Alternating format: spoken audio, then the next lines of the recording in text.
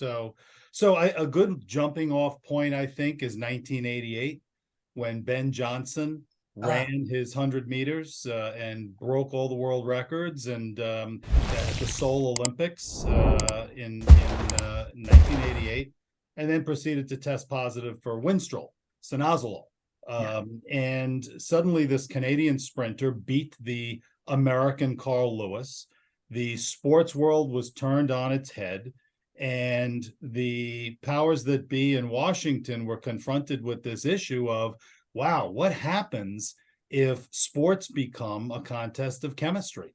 Mm-hmm. And so a whole bunch of hearings were held in the late 80s that were investigating what should be done about steroids in sports, this whole issue of performance enhancing drugs. And Congress came up with the idea that the way to get rid of it would be to take anabolic steroids and put them into the same infrastructure, the same architecture of the Controlled Substances Act, which is used for methamphetamine and cocaine and heroin, traditional recreational drugs of abuse, right? And so testosterone and steroids became essentially the apple in the orange crate of the Controlled Substances Act, because they're the only hormones that are there, and the only drugs that are used not for a psychoactive effect, but for a physical performance or cosmetic effect. And right. So that process began the tarnishing of the reputation for testosterone. Claims by folks like Lyle Alzado back in the day that his brain tumor was caused by his use of steroids or growth hormone added to it. We've had a number of scandals through the years, going back to the Balco case, where I represented the chemist in it, to the baseball scandals that happened a few years later. So you've got the first reason, I think, that there's a stigmatizing of testosterone as opposed to estrogen, which is kind of the counterpart. Nobody's saying anything bad about that, right? Is this idea of the enhancement of athletics, that you can hit harder, run faster, jump higher with testosterone or anabolic steroids. The other part of it, I think, and you touched on it a little bit, Joey, is this idea that testosterone is almost a metaphor for masculinity. And we're now in a culture where traditional masculinity is maligned. It's no longer seen as something worthy or good.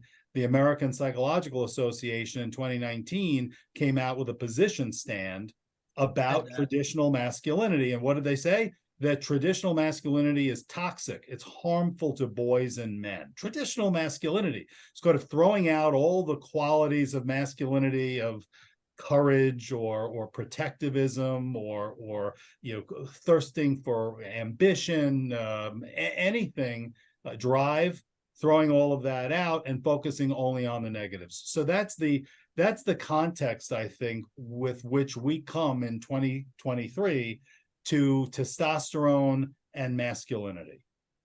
Do you think, and you mentioned Ben Johnson, and by the way, that was the greatest start in Olympic 100-meter history. He was out of the blocks like bat out of hell. Then just quickly, Joey, when you have your number one finger up in the 100-meter with 15 meters left, that was, you got a good start.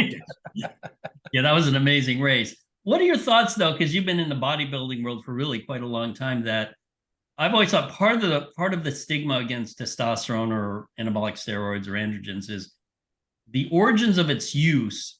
At least the public perception is from bodybuilding, even though I think cyclists have been doping on this stuff at much higher doses and far longer than bodybuilders. But, in the United States, who pays attention to cycling except like 5 people?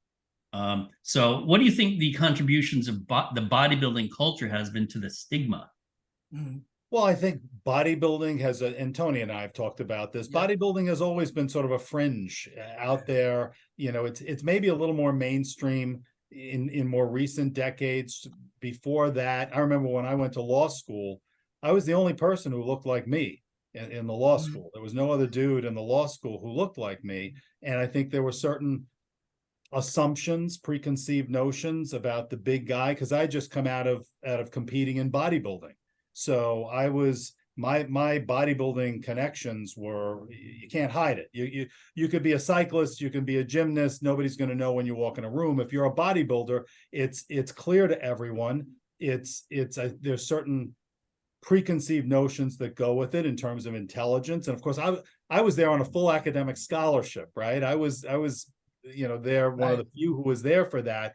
But I think there were assumptions that I was not going to make it through the first year of law school. Oh, the big dumb guy, right? And I doubled down as bodybuilders sometimes will do. So I was wearing my hat on backwards and a scoop neck, T. Michael shirt, and the atomic Long sleeping. Island 80s bodybuilding gear. Yes, at the Oxford, whole right? pajama pants, the huge, multicolored leopard print, the whole thing. But yeah, so that's, bodybuilders have never been an attractive constituency for any legitimate political clout.